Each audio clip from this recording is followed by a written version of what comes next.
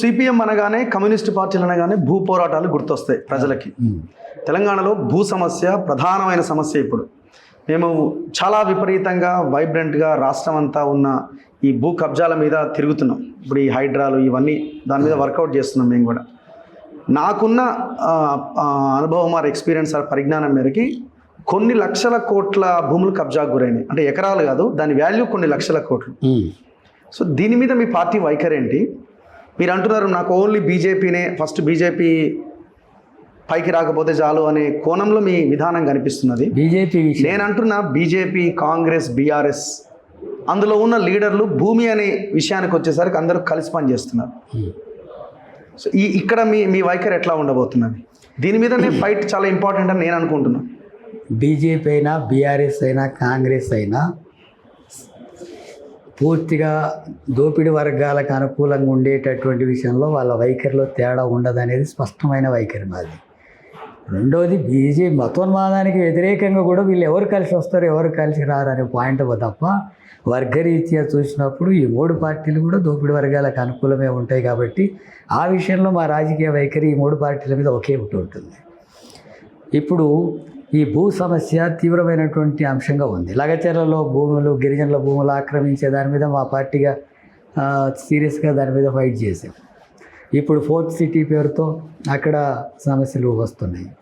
ఇప్పుడు మళ్ళీ రోడ్డు విస్తరణ పేరుతో రోడ్డు కొత్తగా వేస్తున్నాం అనేటటువంటి పేరుతో అక్కడ కూడా భూములు తీసుకుంటున్నటువంటి మీద ఆ గ్రామాలంతా కూడా పరిశీలన చేసి భూ నిర్వాసితులకు సంబంధించిన న్యాయమైన హక్కుల కోసం ఆందోళన పోరాటాలు నడుస్తున్నాయి. అట్లాగే పోడు భూముల సమస్యల మీద తెలంగాణలో చాలా ప్రాంతాల్లో పోడు భూముల సమస్యల మీద కూడా పోరాటాలు నడుస్తున్నాయి. గతంలో జరిగినాయి, కొన్ని సాధించారు పట్టాలు. ఇప్పుడు ఇంకా చాలామందికి, లక్షల మందికి ఇవ్వాల్సింది. ఆ పోరాటం కూడా కొనసాగుతుంది. అసైన్ భూములంతా కూడా ప్రభుత్వం బలవంతంగా తీసేసుకుంటుంది. వాళ్ళకి నష్టపరిహారాలు ఇవ్వడం లేదు. ఆ అసైన్ చేసినటువంటి భూమి అంతా కూడా దాదాపు పేదలు, దళితులకు ఇచ్చిన భూమి. ఇప్పుడు అవి హైదరాబాద్ చుట్టూ ఉన్నాయి కాబట్టి రేట్లు పెరిగినాయి, బలవంతంగా తీసుకుంటారు.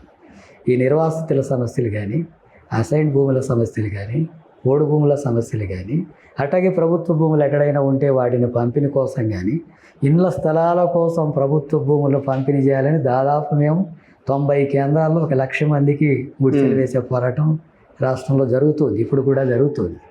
ఇటువంటి భూ పోరాటాలు, ఇళ్ల స్థలాల పోరాటాలు ఇక ముందు ఇంకా ఉధృతంగా చేస్తాం. తప్పకుండా ఆ పోరాటాలని చాలా విస్తృతంగా విస్తరించడానికి కావాల్సినటువంటి ప్రణాళికను మేము మహాసభల్లో చర్చించాం. దాదాపు 49 రకాల అంశాల మీద తెలంగాణలో ప్రజా సమస్యల మీద పోరాటాల కోసం సన్నద్ధం అవుతున్నాం. విద్య, వైద్యం, వ్యాపారంగా జరిగింది.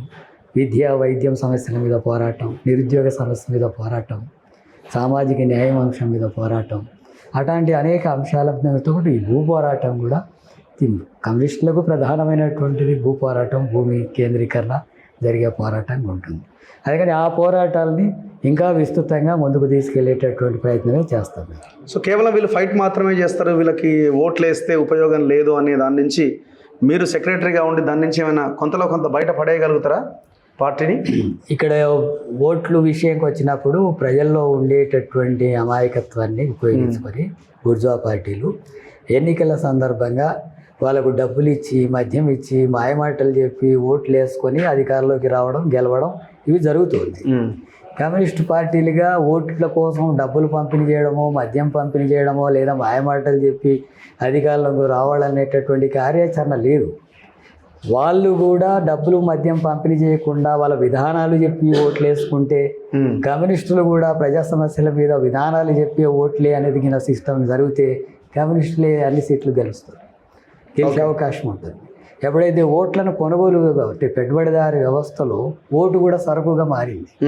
ప్రతిదీ సరుకుగా మారుతుంది. ప్రేమ కూడా సరుకుగా మారుతుంది. భార్యాభర్తల సంబంధాలు కూడా సరుకుగా మారిపోతాయి. కుటుంబ సమస్యలు కూడా సరుకుగా మారిపోయేదే పెట్టుబడిదారి విధానంలో ముఖ్యం. ఇప్పుడు ఓటు సరుకు అయిపోయింది.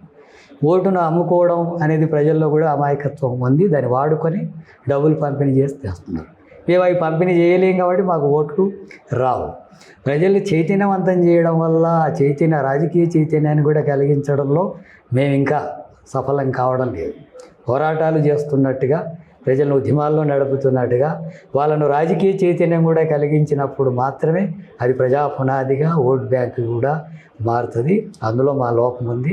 ఆ లోపాన్ని కూడా అధిగమించేటట్టుగా ఆ రాజకీయ చైతన్యాన్ని కలిగించేటటువంటి బాధ్యతను కూడా మరింత తీసుకుంటాం. సో మీరు సెక్రటరీ అయిన తర్వాత నెక్స్ట్ ఎమ్మెల్సీ ఎలక్షన్స్ వస్తున్నాయి. టీచర్ ఎమ్మెల్సీ, గ్రాడ్యుయేట్ ఎమ్మెల్సీ, అవును లోకల్ బాడీ ఎలక్షన్స్ వస్తున్నాయి. మున్సిపాలిటీ, కార్పొరేషన్ అన్ని ఎలక్షన్, నెక్స్ట్ జిహెచ్ఎంసీ ఎలక్షన్ ఉంది. అవును సో టార్గెట్ చాలా పెద్దగా ఉన్నట్టుంది. అవును. సో ఎట్లా సన్నద్ధం కాబోతున్నారు? ఎమ్మెల్సీ ఎన్నికల వరకు ఇప్పుడు టీచర్ ఎమ్మెల్సీల వరకు నర్సిరెడ్డి గారికి మద్దతు ఇస్తున్నాం. ఆయన శాసన మండలిలో ప్రజా సమస్యలు లేవనెత్తడంలో టీచర్ సమస్యలతో పాటు ఇతర అంశాల మీద, ప్రజాస్వామిక హక్కుల మీద అనేక అంశాలు ఆయన ప్రస్తావిస్తున్నాడు. బయట కూడా ప్రజా ఉద్యమాలకు మద్దతుగా ఉంటున్నాడు. ఆయన మళ్ళీ పోటీ చేస్తున్నాడు. అందుకని ఆయనకు మద్దతు ఇస్తున్నాం, గెలిపించాలని చెప్పి కూడా కోరుతున్నాం. ఇక మిగతా వాటి గురించి ఇంకా చర్చించాల్సింది ఉంది. చర్చించి మిగతా వాటిలో నిర్ణయం తీసుకుంటాం. స్థానిక సంస్థల వరకు ఈసారి మా పార్టీ మేము మహాసభలో నిర్దేశించుకున్నదంటే మా పార్టీ సొంతగా బలపడాలి, సొంతగా విస్తరించాలి. సొంతగా బలపడి విస్తరించి ప్రజా పునాది పెంచుకోవాలన్నప్పుడు ప్రజా సమస్యల మీద పోరాటాలు, ముఖ్యంగా స్థానిక అంశాల మీద పోరాటాలు, వాటి మీద కేంద్రీకరించబోతున్నాం. ఆ రకంగా ఇప్పటికే మా పార్టీ బలంగా ఉన్నటువంటి గ్రామాల్లో, ఆ ప్రాంతాల్లో, స్థానిక సంస్థల్లో ఇప్పుడు ముందుగా మేము ఒంటరిగా బలపడి ముందుకు పోవడానికి తగినటువంటి పద్ధతిలో పోటీలకు సన్నద్ధం అవుతున్నాం. ఆ తర్వాత షెడ్యూల్ వచ్చిన తర్వాత ఇంకా సర్దుబాట్లు, చర్చలు ఏమైనా ఉంటాయా లేదా అది పార్టీగా చర్చించి ఆ తర్వాత నిర్ణయం ప్రకటిస్తాం. కానీ ఇప్పటికైతే సొంతగానే మాకు బలం ఉన్న దగ్గర మా బలాన్ని నిలబెట్టుకునేటట్టుగా, కొన్ని గెలిచేటట్టుగా కార్యాచరణ ప్లాన్ చేసుకుంటాం. ఆ ప్రాసెస్ గ్రామీణ ప్రాంతంలో కొనసాగుతుంది. తప్పకుండా స్థానిక సంస్థల ఎన్నికల్లో మంచి విజయం సాధించడానికి ప్రయత్నం చేస్తాం. సో మీ పార్టీలో మీరు ఫ్రీగా పనిచేయడానికి అన్ని అవకాశాలు, సదుపాయాలు, సౌకర్యాలు ఉన్నట్టేనా? వెనక గుంజుడేమన్నా ఉంటుందా వేరే పార్టీ లెక్క? కమ్యూనిస్ట్ పార్టీలో పదవులు రాని వాళ్ళు, లేకపోతే మీకంటే పై స్థాయిలో ఉన్న వాళ్ళు వాళ్ళని అడిగే చేయాలనో, లేకపోతే మీ సొంతంగా మీరు డిసైడ్ చేసుకోలేని పరిస్థితిలో అట్లా ఏమన్నా ఉండే అవకాశం ఉందని అనిపిస్తున్నదా? జనరల్గానే కమ్యూనిస్ట్ సమయం పార్టీలో డిసైడ్ చేస్తుందేమో. కమ్యూనిస్ట్ పార్టీల్లో ఎంత పెద్ద నాయకుడైనా సరే వ్యక్తిగా నిర్ణయాలు చేసేది ఏమి ఉండదు. సహజంగా కొంత వ్యక్తికి ప్రాధాన్యత, గుర్తింపు అవన్నీ ఉంటాయి.